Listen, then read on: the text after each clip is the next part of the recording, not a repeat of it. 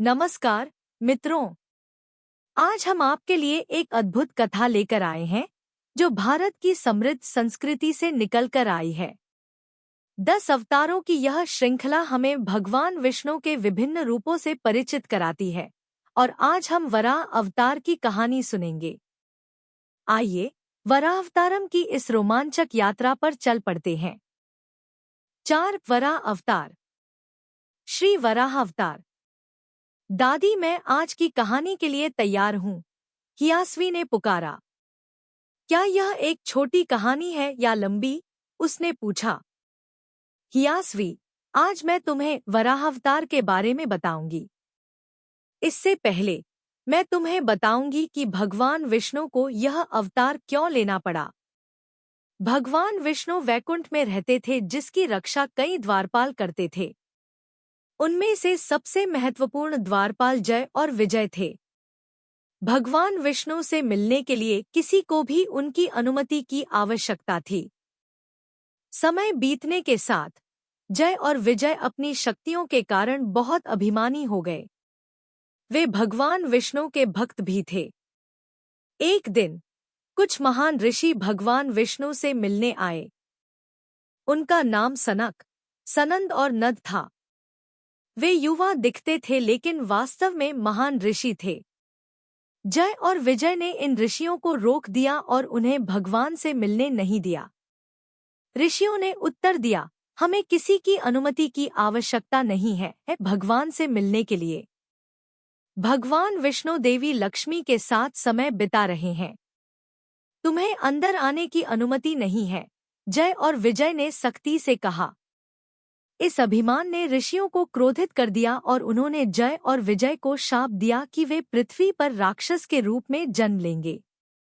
जय और विजय ने अपनी गलती का एहसास किया और क्षमा मांगी, लेकिन ऋषि प्रसन्न नहीं हुए। इस बीच भगवान विष्णु को अन्य सेवकों के माध्यम से स्थिति के बारे में पता चला। फिर उन्होंने ऋषियों को विदा किया और जय और विजय से कहा, तुमने ऋषियों का अपमान किया है। इस शाप को तोड़ने का कोई तरीका नहीं है। जय और विजय ने कहा, प्रभु, हम आपके बिना नहीं रह सकते। आप जानते हैं कि हम आपके भक्त हैं। हम पृथ्वी पर कैसे जा सकते हैं और रहने के लिए?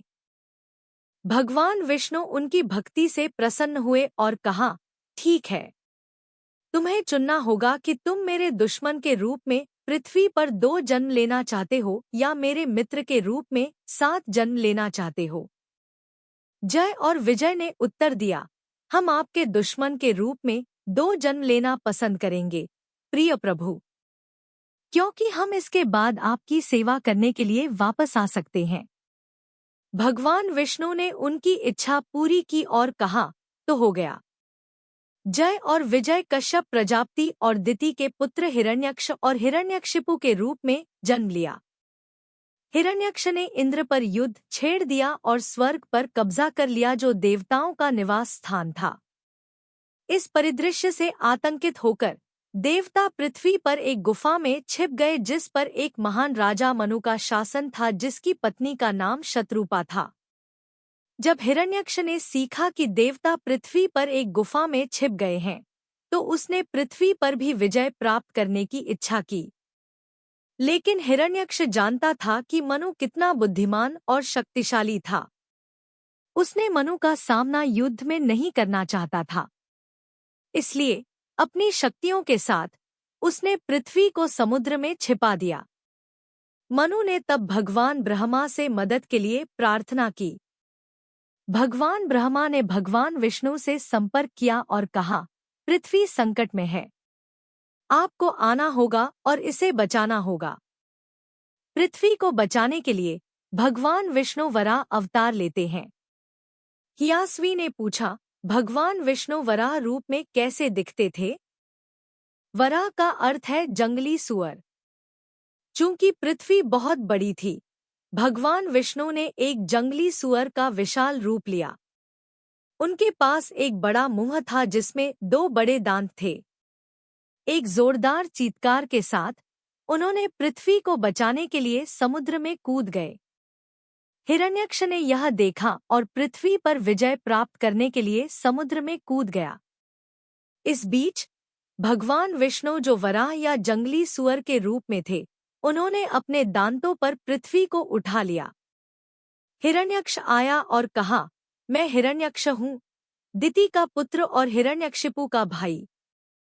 तुम कौन हो और तुम यह पृथ्वी क्यों ले जा रहे हो जिसे मैं जीतने आया हूँ? भगवान विष्णु ने उनके शब्दों का कोई उत्तर नहीं दिया, जिससे हिरण्यक्ष क्रोधित हो गया।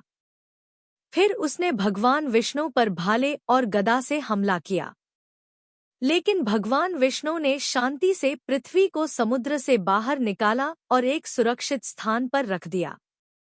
इस बीच हिरण्यक्ष ने ऋषि नारद से मुलाकात की और पूछा, मैं जिस पृथ्वी को जीतने आया था वह अब नहीं है।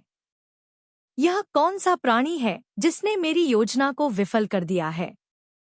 ऋषि नारद मुस्कुराए और कहा, यह कोई और नहीं बल्कि भगवान विष्णु है। हिरण्यक्ष ने भगवान विष्णु के खिलाफ युद्ध छेड़ दिया। युद्ध कई दिनों तक चला। अंत में भगवान विष्णु ने अपने दोनों हाथ उठाए और हिरण्यक्ष के हृदय पर प्रहार किया और उसे मार डाला।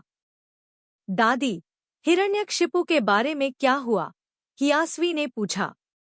मैं खुश हूं कि तुम कहानी को अच्छी तरह से याद रख रहे हो, हियास्वी। भगवान विष्णु ने हिरण्यकशिपु को मारने के लिए एक और रूप लिया जिसे नरसिंह अवतार के नाम से जाना जाता है। मैं तुम्हें कल इसकी कहानी सुनाऊंगी, क्योंकि अब तुम्हें सोने का समय हो गया है। इस कहानी से हमें सीखने को मिलता है कि सच्चाई और न्याय की हमेशा जीत होती है। आप इस कहानी संग्रह और दुनिया भर की अन्य कहानियों का आनंद लेने के लिए स्टोरी वेव्स ऐप को एप्पल या एंड्रॉयड ऐप स्टोर से डाउनलोड कर सकते हैं। एक स्टोरी वेव्स सब्सक्रिप्शन एक महीने में $1 से कम खर्च करता है, जो आपके परिवार के लिए गुणवत्तापूर्ण कहानियों को लाने का सबसे सस्ता तरीका बनाता है। सभी नई कहानियाँ स्टोरी वेव्स ऐप पर उपलब्ध हैं और सबसे रोमांचक सामग्री केवल ऐप पर ही उपलब्ध है। कृपया हमारे YouTube चैनल को सब्सक्राइब करें और इंस्टाग्राम, टिकटॉक और स्पॉटिफाई पर स्टोरी वेव्स को फॉलो करें ताकि आप आगामी सामग्री के बारे में अपडेट रहें। धन्यवाद आपका समय देने के लिए।